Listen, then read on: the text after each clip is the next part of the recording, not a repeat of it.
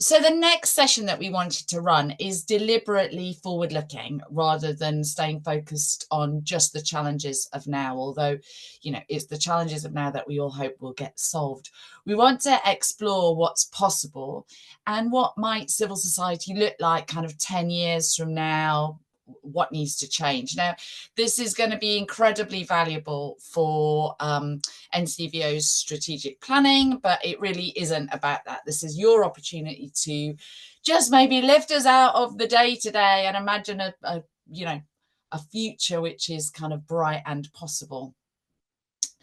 The world around us is shifting. The way we participate in civil society is evolving, and it's going from that very traditional volunteering model to much more digital organizing, and we can see that it's there's much more community-led, mutual aid, and there's a lot more workplace activism. The ways people are participating in their traditional volunteering is much more fluid forms of collective action. Funding models are clearly under strain. We talked about that in the first hour, with core funding harder and harder to secure and demand rising faster than resources. And as I say, here at NCVO, we're in our own period of strategic review when we think about how are we going to respond to that? What's our approach? So this is a great opportunity for me to listen, to bring our members into the conversation with one another and to surface some ideas and some priorities that could guide us through the next period of change. This is how the next kind of 55 minutes are going to work. In a moment, you're going to hear 3 short vision statements from 3 incredible leaders, and certainly a couple of them very good friends, which it's good to be. It's good in week 3 to be around people that know me and I know are holding me securely today. We're then going to move on to some discussions shaped by live polls on 3 themes: participation, funding, and technology. The panelists will respond to what you're saying in real time, and we want you to vote, reflect, and let the results guide our conversation. To begin with, we're going to hear directly from our members. Earlier this month at the Labour Party conference, we recorded a video where we asked our members, what does the ideal future of civil society look like, and what will shape how we're going to get there? So let's hear what they said. So if we roll the clock forward 10 years, what are we thinking about with civil society? 10 years' time, many things can happen because we've got an election in the way. Well, I hope the civil society will be thriving. More representative of the communities we serve, and we are a growing movement. I'd like to see real recognition of the role we play in true partnerships and bringing that voice to the table. Working both nationally and locally to achieve outcomes for our beneficiaries. We are more together as a country, and that we have some hope. I think it's really important that over the next 10 years we get more done together than we do apart, and I think it's really important that that work starts now between voluntary, private, public sector in all areas. Volunteering is obviously at the heart of what we do, but what we're seeing is that community is growing. So I'm hoping that as we look across the whole of our society, many more people are involved in volunteering. We are part of the solution to the problems that are common to us all. We've got a lot to do, but that relationship with government is really important because we're working together to respond to the same challenges. We will have created the sort of conditions where these amazing organisations that are so good at sort of transforming gifts of time and money and resources into amazing social value are free and really well supported to do the amazing work that they do. To be there for people, for the environment, for animals and for nature as well. That's great, and some real inspiration even just to kick us off there. So thank you to everyone that shared those reflections. I saw 1 or 2 of our amazing NCVO trustees in there as well. They set the tone perfectly for the discussion about what comes next. So let me introduce our panelists. So first we have Danny Sriskandarajah. Danny, I'm sure I've just totally butchered your surname. Apologies in advance. I did have a little practice. Danny is the Chief Executive of New Economics Foundation.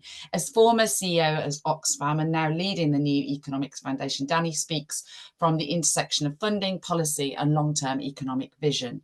He brings a critical lens on how power and resources flow and what needs to shift to build more sustainable, equitable funding. And what that might look like in models for the sections. He is also the author of this brilliant book. As you can see from here, I'm only halfway through, Danny, so I don't know who did it yet. But I love the fact that in here there are sections about reimagining democracy and also securing our digital future. So, Danny, I think you're well versed on many of the sections. I'm going to hand over to you to give us your vision for the future.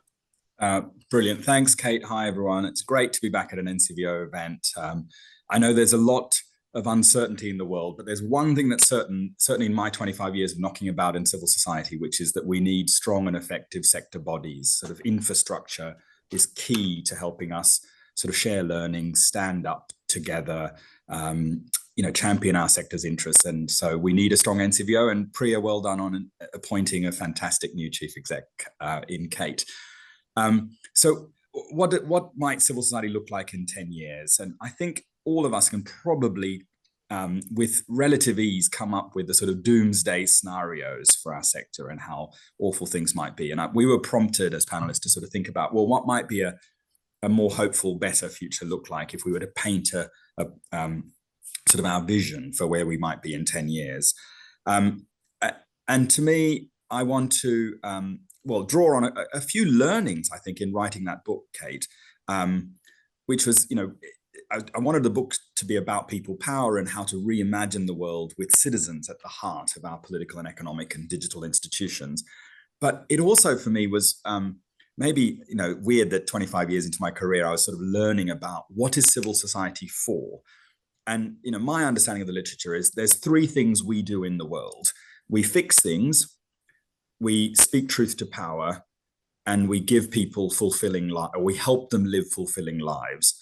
And if you're sort of philosophically oriented, there's the sort of de Tocqueville vision of associations, the associational life. Civil society is when, is there to help fill the gaps, heal the wounds, help do things, help society, come together, all of that good stuff that we do, particularly on the front line. That was sort of associational value of civil society.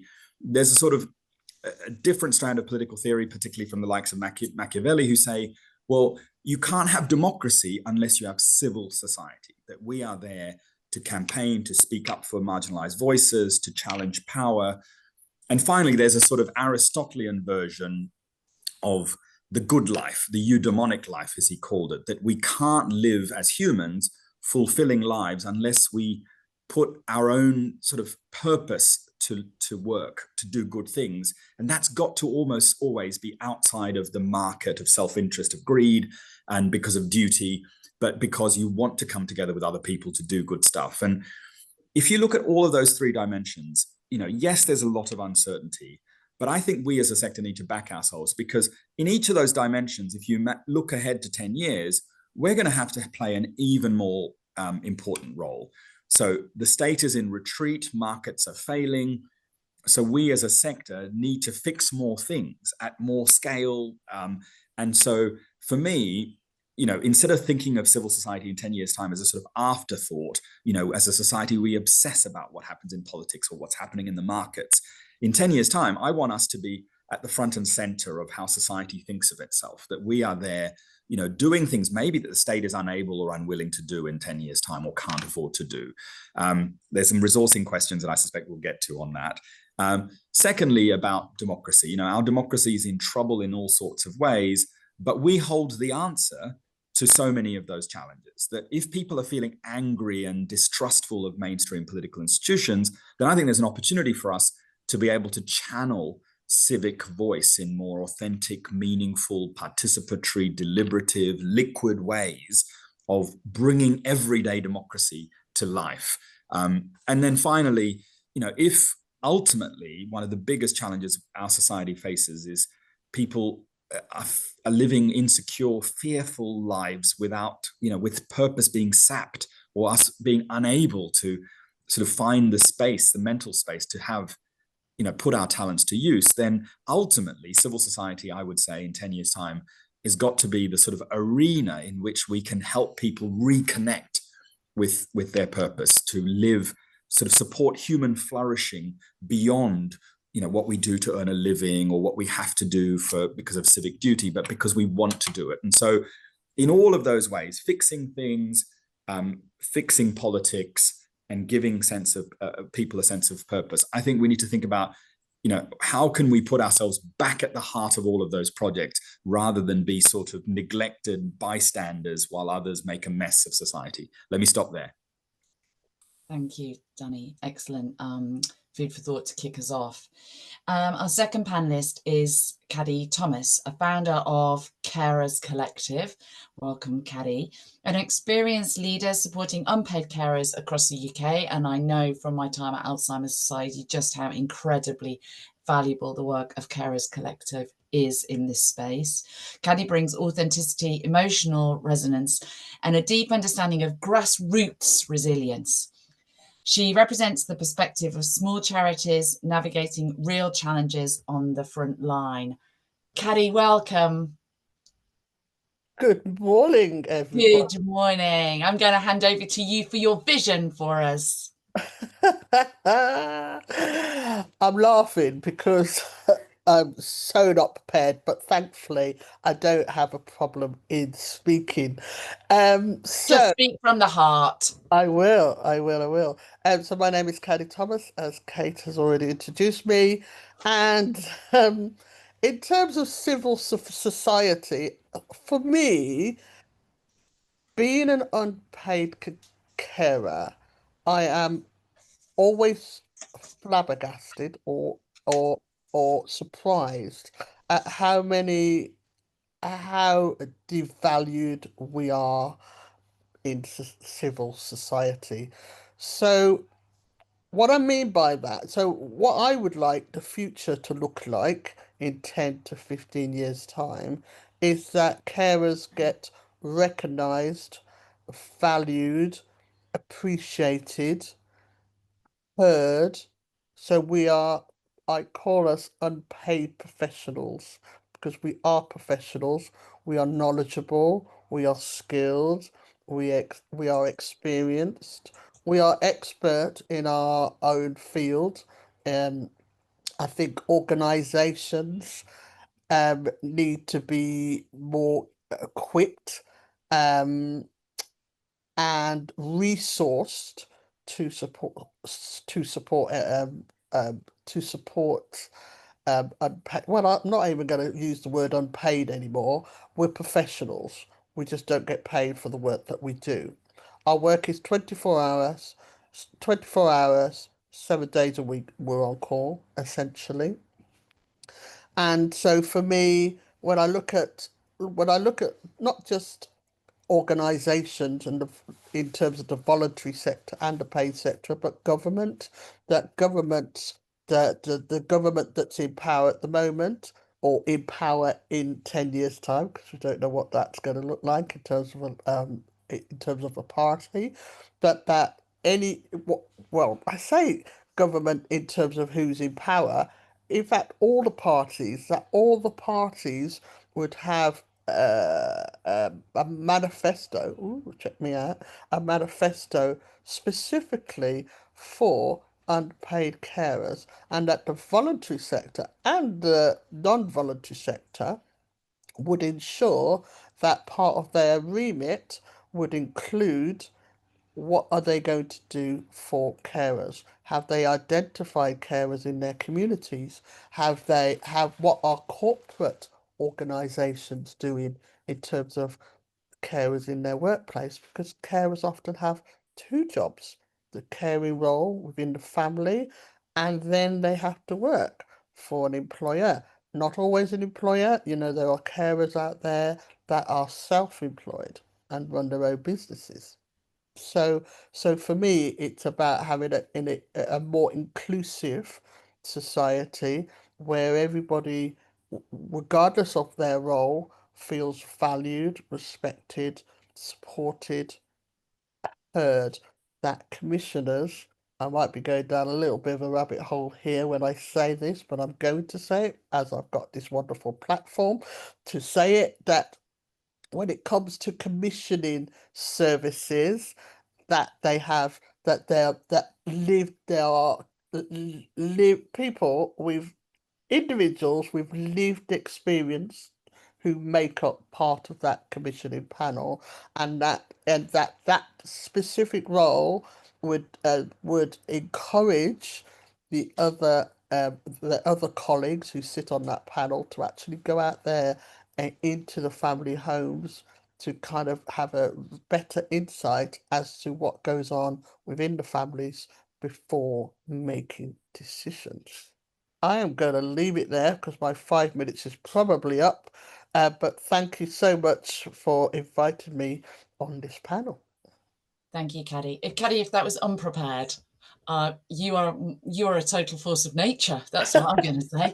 I also want to take a moment, Kaddy, just to thank you for the incredible work you do. I've worked in carer-related fields my whole career, and it is the most complex, hardest, thankless role that anyone plays in their life. And unfortunately, with the growth in dementia rates in the UK, that is another area where more of us will face that in the future as well. So, Kaddy, I'd like to just thank you for the fantastic work you do.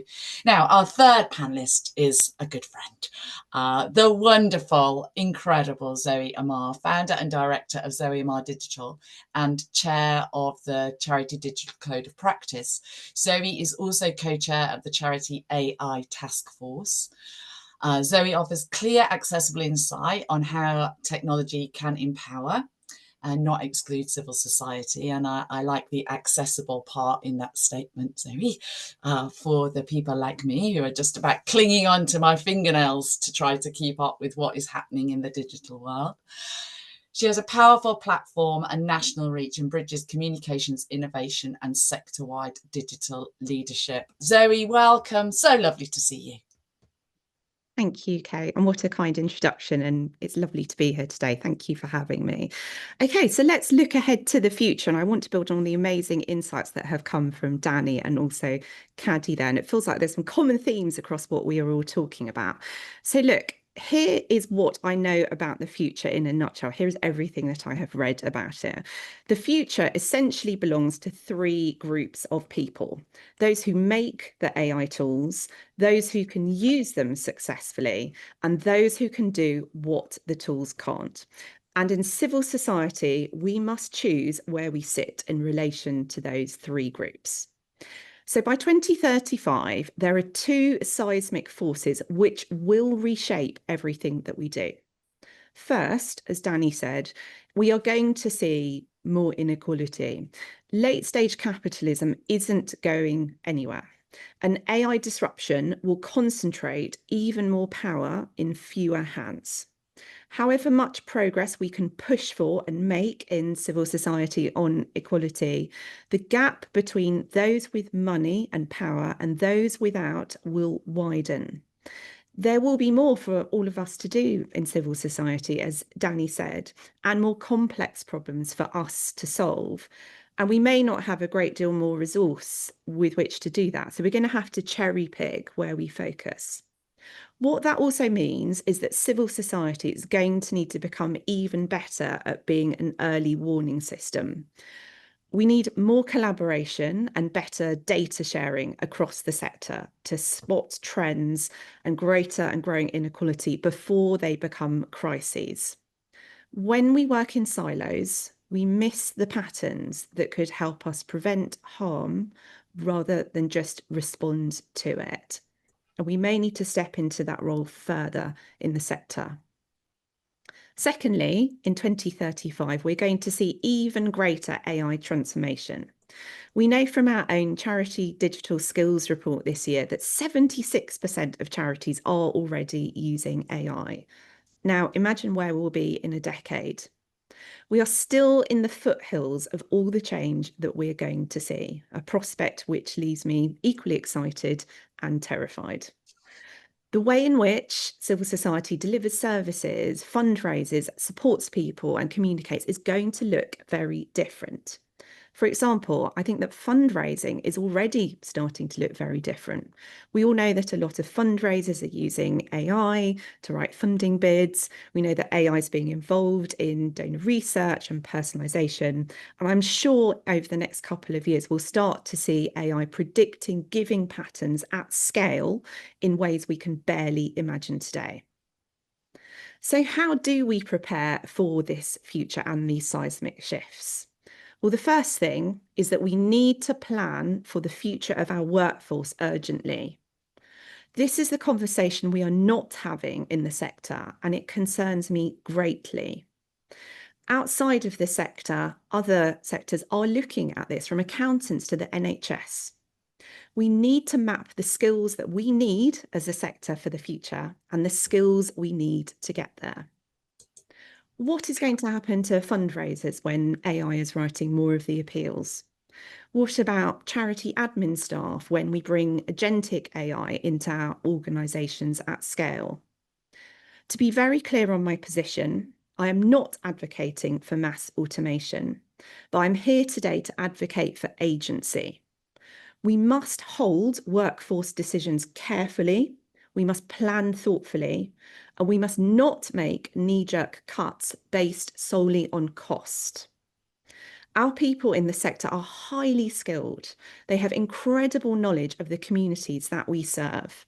We must use AI to augment the fantastic, talented people we have in the sector, not just automate them.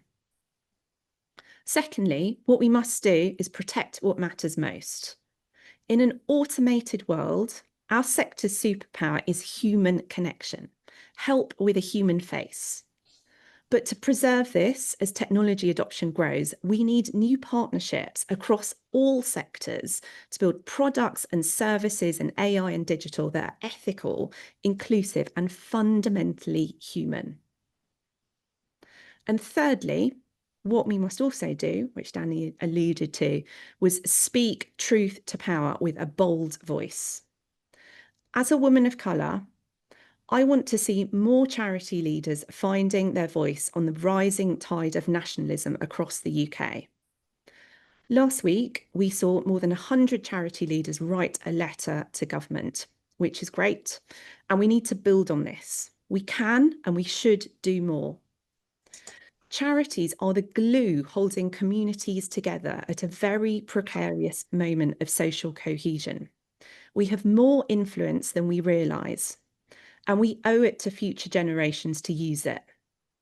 In 2035, we need to look back and know that we were on the right side of history. The future can feel a long way away, but it's built brick by brick through the actions we take today. 2035 can feel very distant, but the transition towards it has already begun. We're at a moment when we can either own this change or shape it with empathy or let it happen to us. The question is, which future are we building? Thank you. Zoe, thank you. A great challenge there, and actually a great way to reflect on both the opportunities that will come from that and what will remain unique about the sector, but how do we use digital development to enhance that rather than kind of fear it and try and ignore it. So it'd be great to hear your reflections, and one of our areas of discussion is specifically around technology as well, so I think it'll be great to get your views. So thank you to our panelists. Great food for thought to kick us off there. And we're going to head straight to our first topic, if that's okay, which is around how people will give their time and energy in future. Now, we know that volunteering is changing. People are engaging in shorter bursts, often through digital platforms, Zoe, as you kind of touched on there, or through much more informal networks. Traditional long-term volunteering roles are under pressure. And my own view is that people also are wanting different things from their volunteering. So older communities wanting social connection, but how does that work when many of our services are now delivered digitally or directly, and people aren't coming together in the same way. So how do we match what people want from their volunteering and their driver for their volunteering through to what we can actually honestly provide as organisations? So at the same time, you know, we know that there's growing expectations that citizens should have a stronger voice. Danny, you touched on that. And certainly I'm always, and certainly through seeing it through members' activities, but inspired by younger generations coming through who actually feel like they're recapturing some of their activist spirit. But how do we make the most of that? How do we ensure that our services are shaped and our decisions are made by them, with them, for them, and with their voices ringing loud in our heads as we're making those decisions? So when you think about the next 10 years, which word feels most relevant to people? And how do you think people are going to engage? And I'm going to put that question to all of you. So those that thought it was just going to the panel, oh no, you're not escaping. You're all getting dragged in. So please could I ask you to score on here? Which of these words resonates for you if you have to choose one? And then I'm going to ask our panel members just for a moment to reflect on the same thing. If you had to choose one, which one do you think is going to underpin, feel most relevant for how people will want to engage in our organisations, and a little bit about why? So I hope everybody's had an opportunity. So collective action there coming out way ahead, and the others being relatively even. And maybe that spread for me, certainly between the others, is to show that actually what we're going to need is diversity in what we offer, and that we need to move away from just one approach. In most organisations that use volunteers very strongly and intently in their organisation may continue to do so, but we need to find new ways of engaging people within our organisations to deliver on our aims and goals. And so maybe there's something certainly across the top three, which is about showing kind of a diversification of ways of offering. Collective action, I think, is growing. We've seen that, and the importance, I think, a big debate in NCVO at the moment about the importance of protecting people's rights to peaceful protest and what that's going to mean and look like going forward. Zoe, I'm going to come to you because you're top of my screen. Which of these words would you have gone for and why? I'm going to answer the question with another question, if that's okay, because I think we need to use the term or terms that the people who are going to be doing the volunteering, collective action, whatever it might be, are using. And this is a very live issue in our house at the moment, because my son, who is 14, we're trying to encourage him to do the Duke of Edinburgh Awards, but it's quite hard helping him understand what volunteering is. And I think it can feel like quite an abstract thing. So I think it starts with understanding the people who we can get involved in doing this, and the way in which they would describe volunteering or participation. We're going to have to package it up and promote it to people in a way that really speaks their language. Absolutely. And I know we've got Ruth, Chief Exec of Duke of Edinburgh, on the call. So she'll be very glad to know that debate is raging on in your house, Zoe. I'm going to come to Kaddy. Kaddy, which word would you go for the future?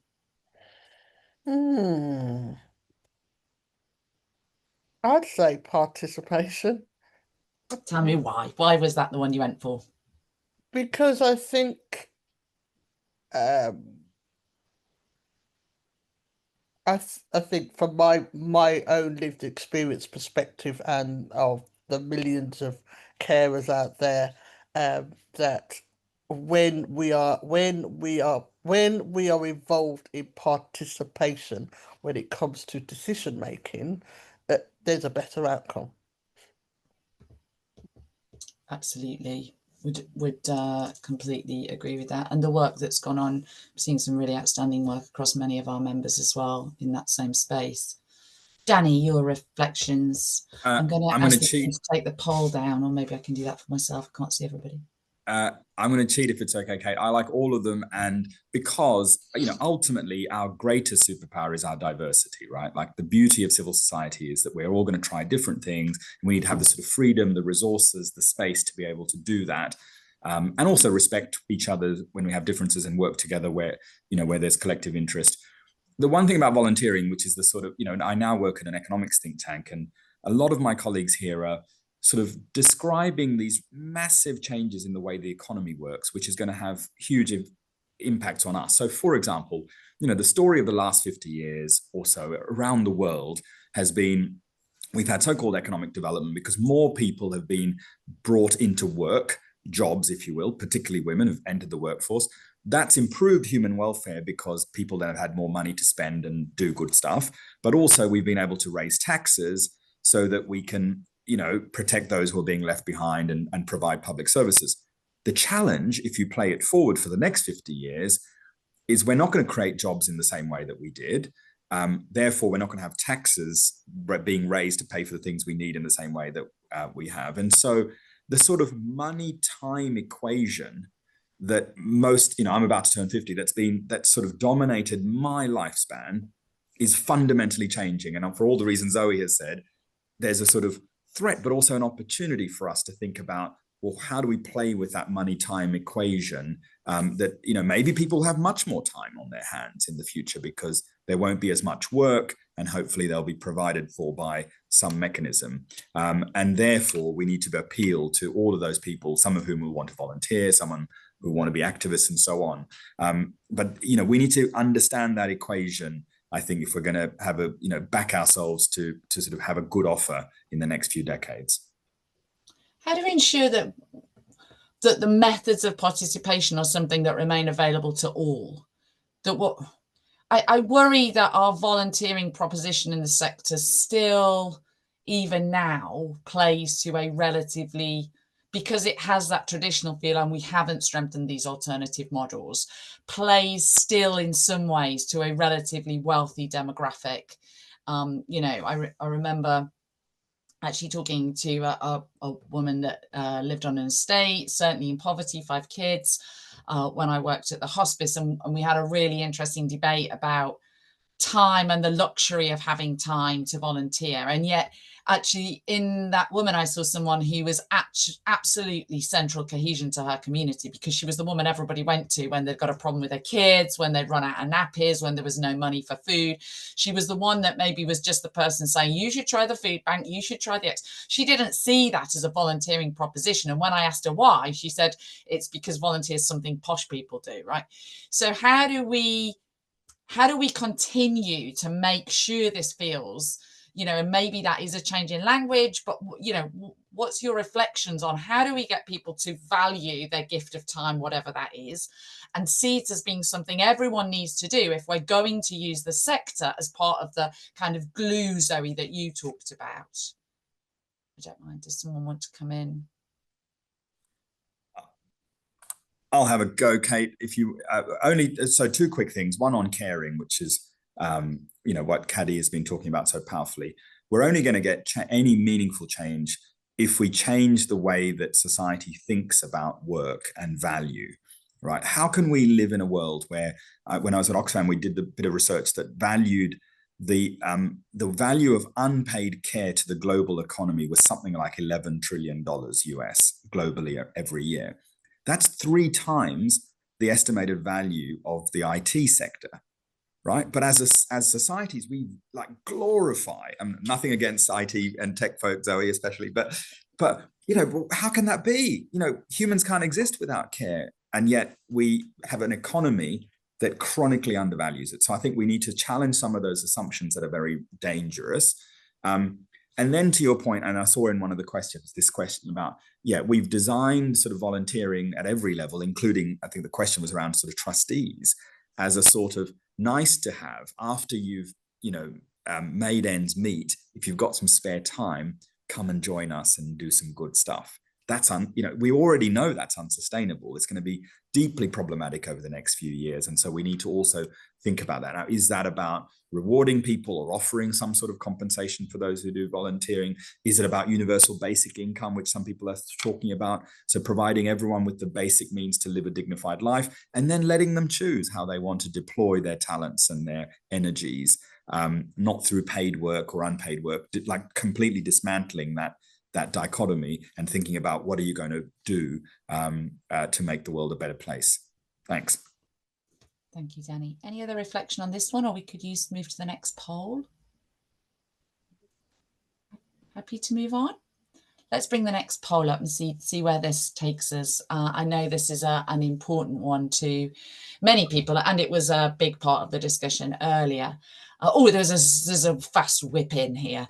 What are the biggest funding challenges your organisation, or those of you that know, face? And I want to, what do you think this is going to be? I'm going to kind of challenge you with this question to say, what is it going to be? Because, it's not going to change. I'm not sure the entire, 30 odd years I've been in the sector, everyone's ever said, God, we've got tons of money swilling around. We have constantly been on a hand to mouth, like there's not enough money, there's not enough money. So what do you think? What's the one thing that you can wave a magic wand and we'll sort out one thing? Which one are you sorting out? Great. Zoe, I'm going to get you to have your thoughts and reflections first, if that's okay, and then I'll come to Kaddy second. Thank you very much, Kate. Well, certainly from the perspective of digital funding, we know from our Charity Digital Skills report that charities firstly really need funding for digital and infrastructure, but they also need funding for the things around it, which really speak to core costs. So that might be funding for people, that might be funding for laptops, licenses.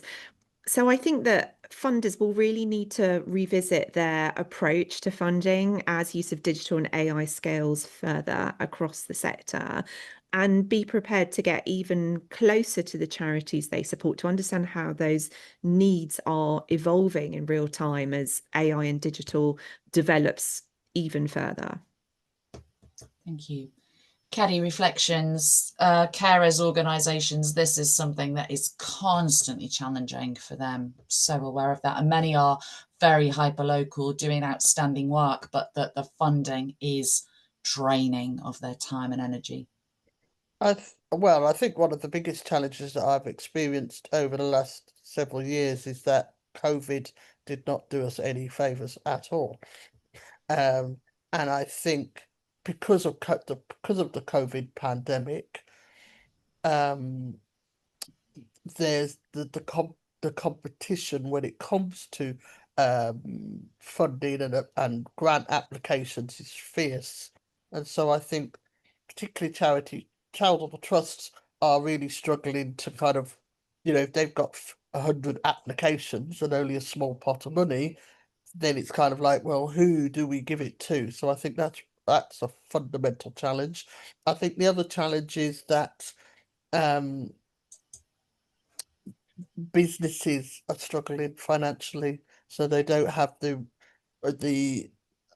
or certainly some businesses are challenging, so they don't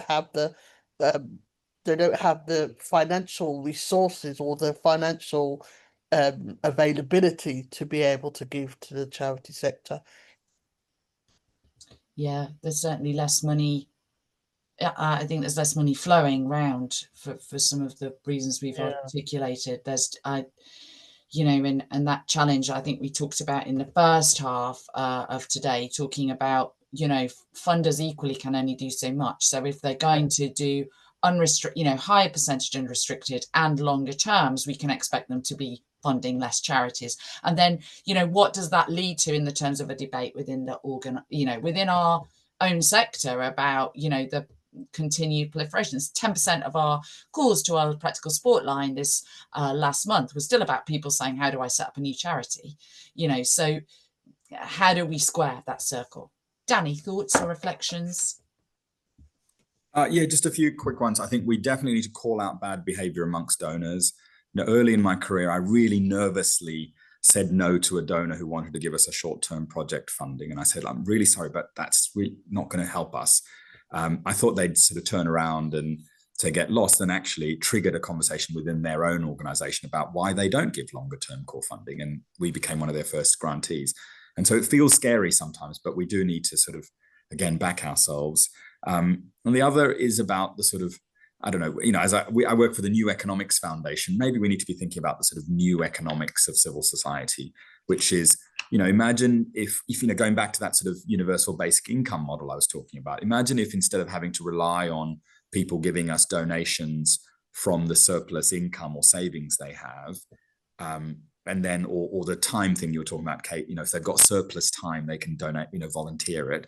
We can say, actually, we need to rewire society and give people basic means and then give them the freedom to choose how they spend that. And so, if we were in civil society, we'd say, well, we're not looking for core funding or any funding. We're just looking for, human talent and creativity to help us in that collective action or whatever else it is.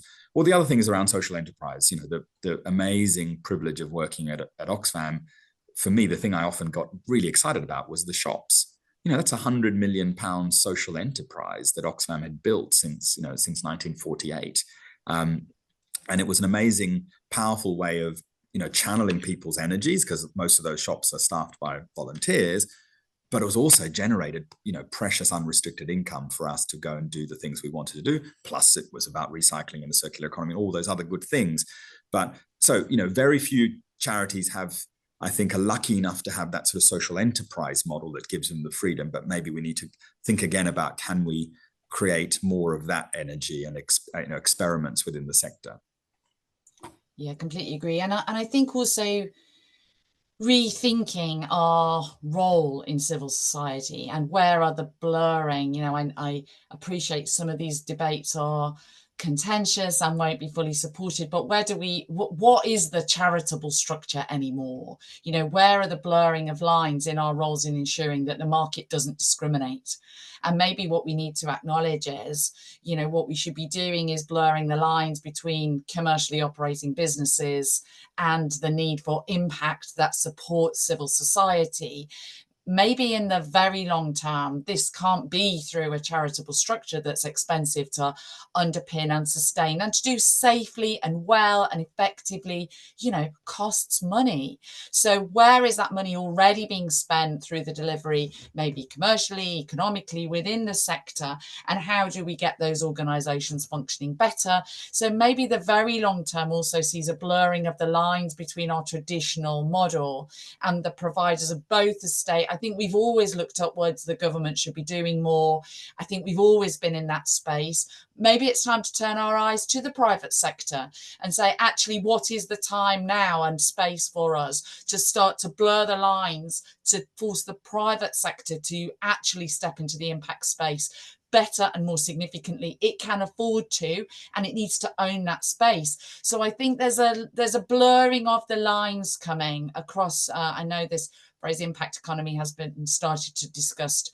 I really like it actually, which is who is delivering impact for the least, and the most deprived groups, causes, needs across society.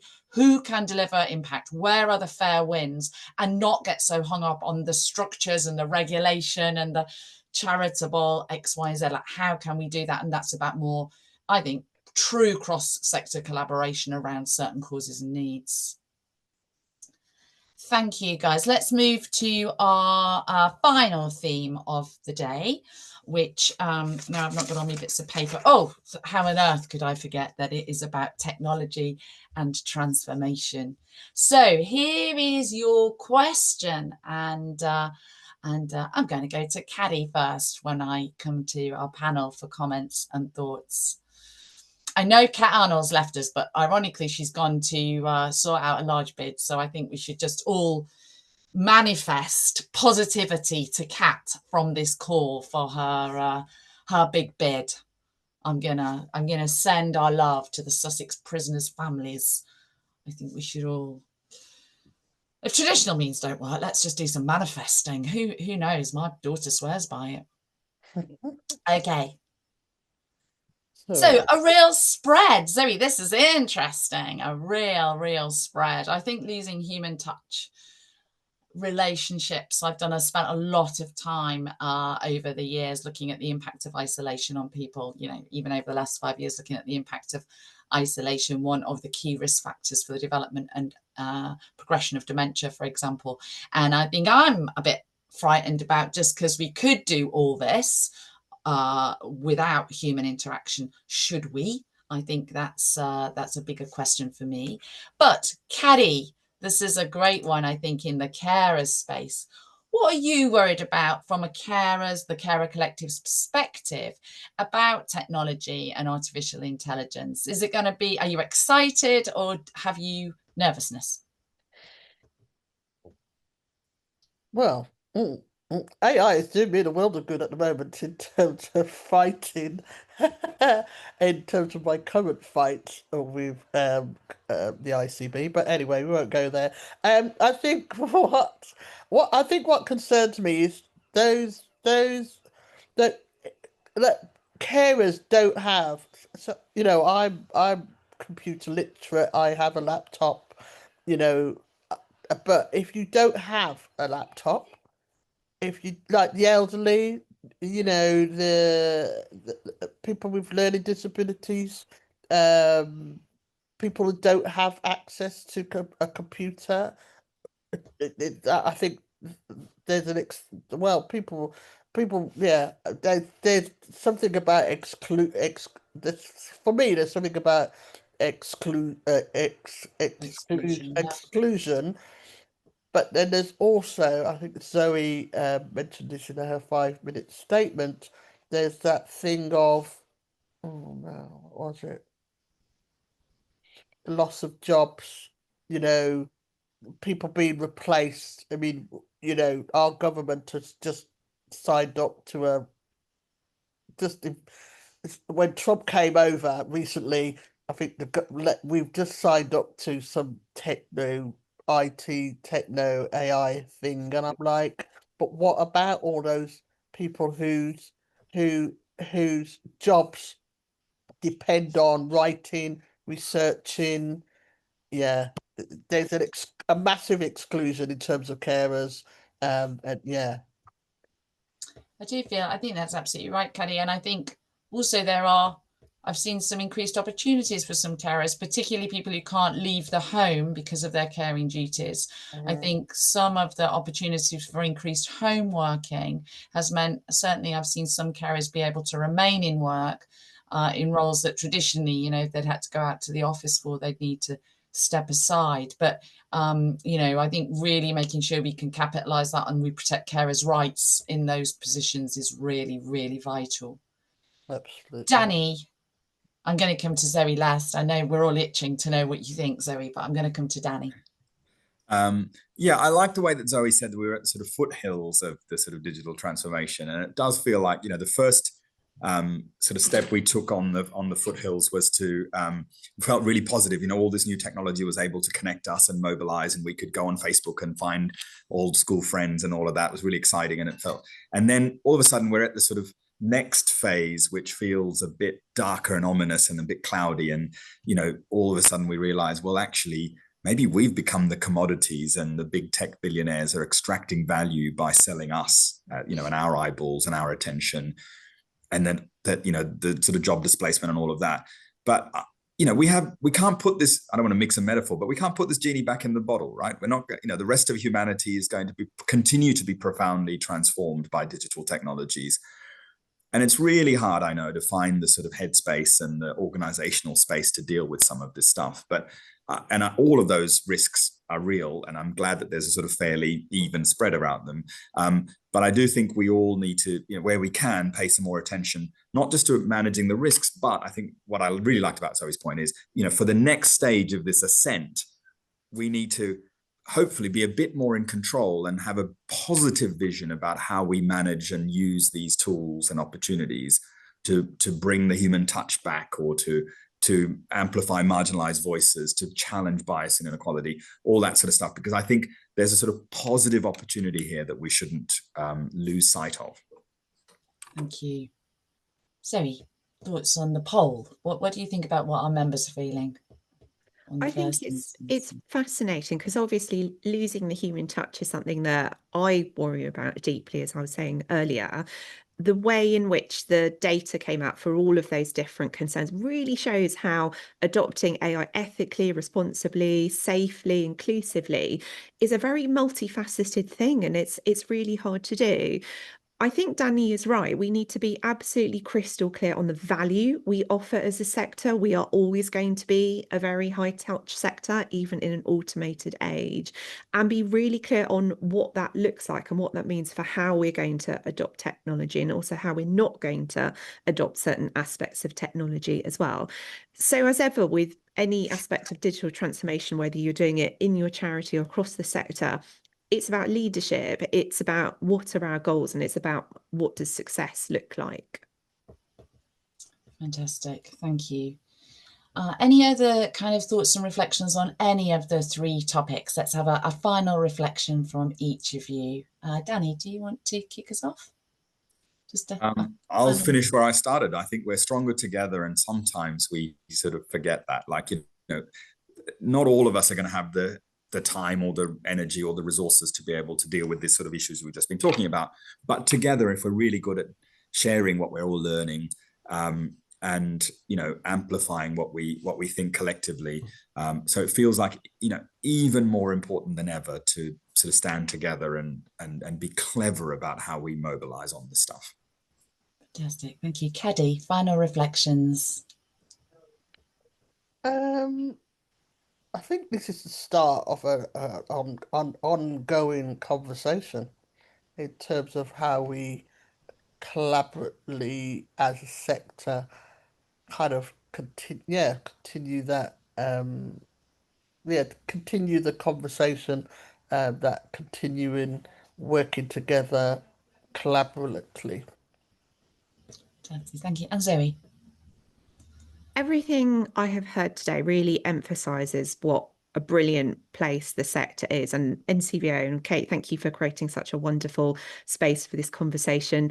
I speak to charities and charity leaders every day who are burnt out and exhausted, but our conversation today really shows there are opportunities ahead. Yes, there are challenges, but there are opportunities, and we need to keep preparing for those and making the most of what the future holds.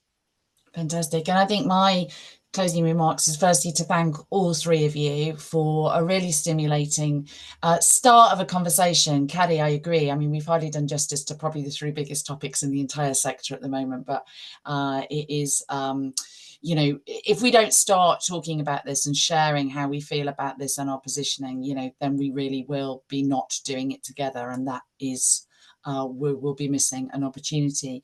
But I just want to finish with my final reflections on Zoe's point, really, which is to say, look, it is challenging. None of us feel at the moment that we have energy in the tanks for this level of change, but this level of change is coming. And let's be honest, we are the sector of courage, of bravery, of pragmatism, of, oh God, just suck it up and do it anyway. We are the just do it anyway brigade. You know, this, if we can't do this, no one can do this, guys. And we have no choice. We have no choice, because what we deliver is absolutely vital and essential to the future of civil society, of all our well-being, of our children's well-being, and of the next generations. And as tough as this is, and I face the future with the same kind of reservation you all do, what I know is I have no choice but to play my part. The legacy of my time in this sector will not to see it, you know, just go under on a kind of wave of, oh my God, we're all knackered and exhausted. I know we are. And I know this is about digging deep, but there is no one better to prove that we can dig deep. And when we dig deep, we are absolutely undeniably outstanding. And that's what I see in this sector every single day. So I know I am our biggest chief cheerleader. I love that. That's the role I play. I am here to tell you, you've got this, you can do this. And with the brilliant insights of people like Zoe, Kaddy and Danny in the sector, we've got this. We've got this. Our legacy at this time as the leaders of this sector will be strong and positive. And I think, Zoe, your point, let's look back and think we did this. We made a change. Thank you, everybody, so much for your time. It has been fantastic to have you all here.